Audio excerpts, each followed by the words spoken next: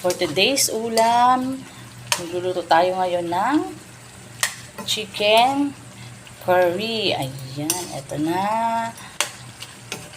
At naigisa ko na ang chicken sa sibuyas at bawang. At eto, pinapalambot ko na ang patatas at carrots. At ngayon, lalagyan natin ng seasoning, pepper. Yan, mix natin at ilagay na rin natin ang bell pepper. And lastly, ilalagay na rin natin ang gata at minix ko na po dito ang curry powder.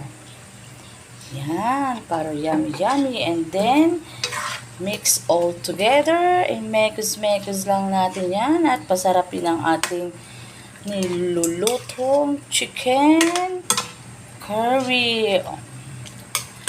Hayaan mo natin mapakulo ito ng ilang minuto.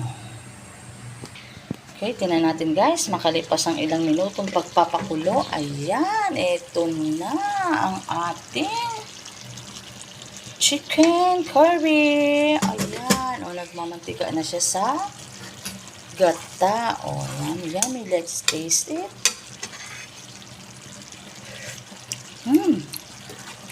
Sarap. Ayan. Ito na po ito. Thank you po sa inyong panonood. Tapusin niyo po hanggang dulo at meron po kayong makikitang sorpresa. Thank you for watching.